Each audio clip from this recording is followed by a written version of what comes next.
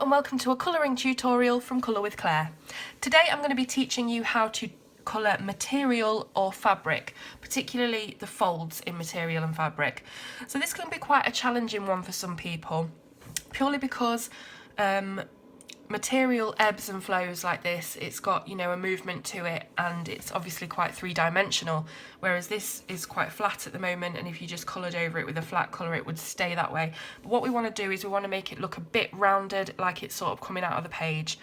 So yeah, that can be a bit tricky, but I've got a really simple 3-colour or 3-pencil technique to do this quickly and easily. It's not a professional technique. I'm not an artist, I'm not a professional colorist.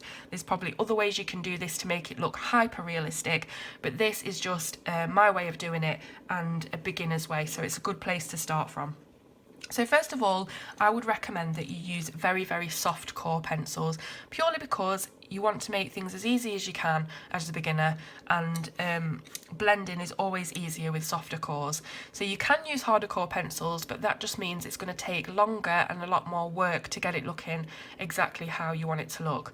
With soft core pencils, it's easy to create that seamless look, so definitely go for something like Prismacolors where they blend really easily. So what you need to do first off is choose which colour you want your fabric to be. I've chosen blue, and then just choose 2 tones of that colour. You need one that's dark and one that's light, but you don't want them to be so different from each other that they're definitely not going to blend with each other. So what I've done is I've chosen Peacock Blue and Blue Lake. And as you can see, one is definitely lighter than the other, but they're not actually that far away from each other in look of the pigment. So 2 colours that are quite similar but do have a dark and light contrast, and then all you just need is a white pencil. So what I'm going to do is I've got this scrap piece of paper here, and I'm just going to quickly draw a fold very similar to what we've got on this page here from Sagor or Sagner by Emelie, Lidehall, Oberg. That's the book. So I've drawn a quick fold shape, and I'm just going to show you how I do it quickly and roughly, so you can just see what the technique is. So what I'm going to do is I'm going to start off by colouring the sides here quite dark, both sides, and then as we come into the centre on both sides, I'm just going to skim the pencil across the paper quite lightly, which gives us a base for the next colour to blend into, because obviously if you put the next colour down next to this really harsh line, it's not going to look seamless. So we need to give it a bit of a base. So we've got dark on the outline, heavy on the outline, and then just coming into light. Then we've got our next blue, which is the Blue Lake. We're going to go over the light base that we've just put down with this blue, both sides, and then again just tickle the page with the blue as we get into the middle. Now this is something that you may have to go over a couple of times just to get the proportions right, but once you've got that blue sort of tickled almost all the way into the middle, just leaving a very narrow white stripe, what you then have to do is get your white pencil and just colour over it as if you're burnishing it, quite hard, but just try and maintain that very narrow white strip in the middle, because that gives you your shine, it gives you your dimension, and it also gives you that contrast to the edge. Now as you can see, it's not exactly seamless, so what we do is we go in to make the edges even darker, again for contrast.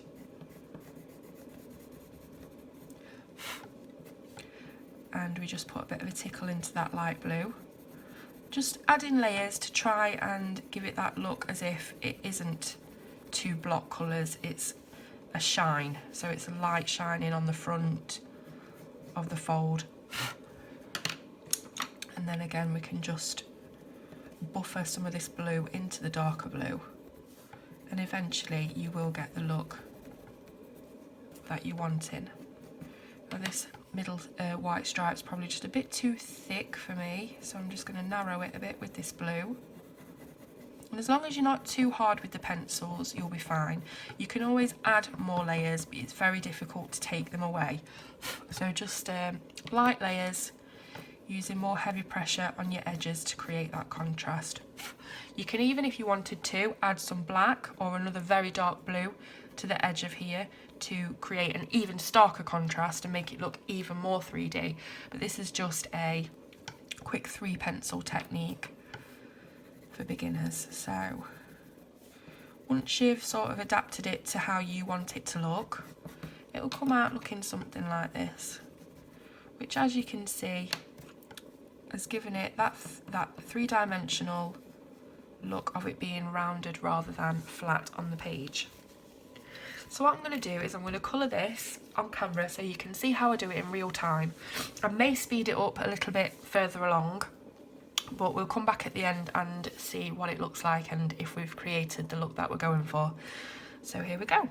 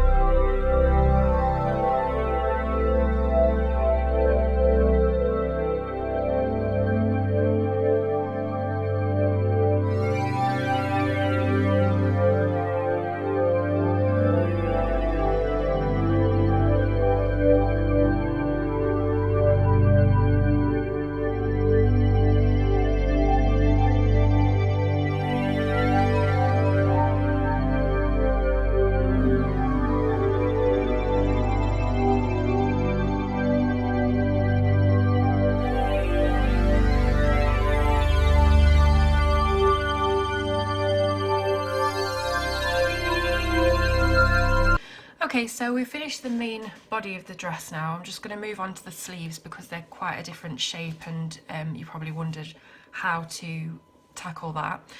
So with every line where you see there's a fold, we go in with the darkest colour. So what I'm going to do is just shade in this dark blue into every curve of the fabric.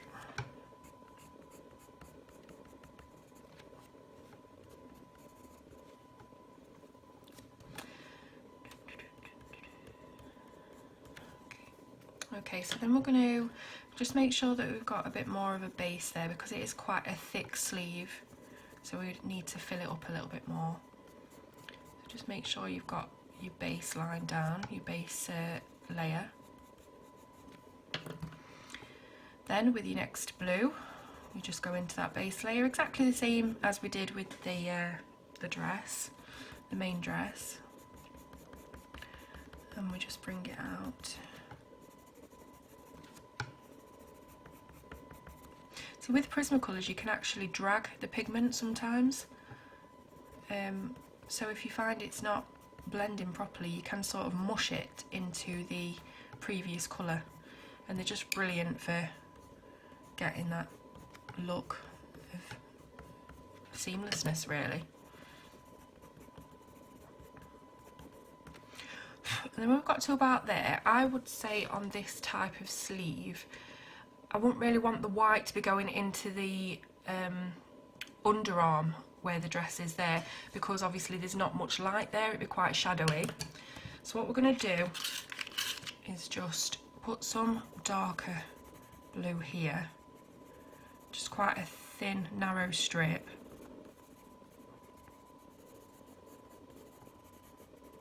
And you'll notice that I've been sharpening very, very frequently. You've got to have pretty sharp pencils for this, especially if your folds are quite narrow. So we're going over that blue, what we've just put down. Again, get into the centre of the sleeve. Now, as you can see, I'm not a perfect colourist. I'm by no means a perfectionist either. I just do it for quickness really. I like it to be quick but still look effective. So I have gone out of the lines in places, it's a bit dodgy in places, but I don't really mind. So we've got our white, and we're just going to do the heavy pressure burnishing.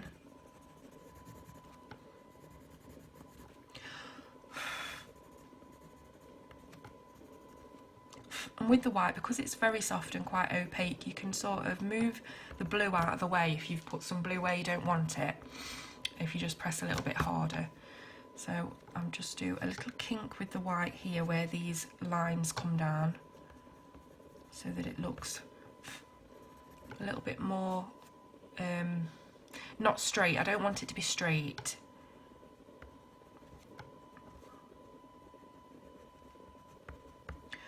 You'll have noticed as well with the dress that I've just coloured, some of the white areas are quite blue, and that's okay to me because I want it to look a little bit metallic-y, if that makes sense.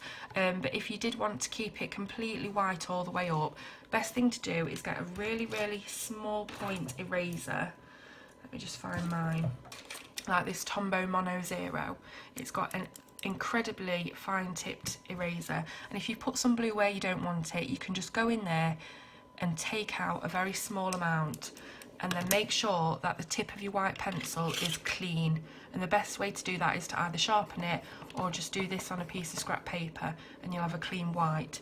And as I say, because it's quite soft and opaque, you'll be able to get a lot of white down onto the paper, so it will make a difference.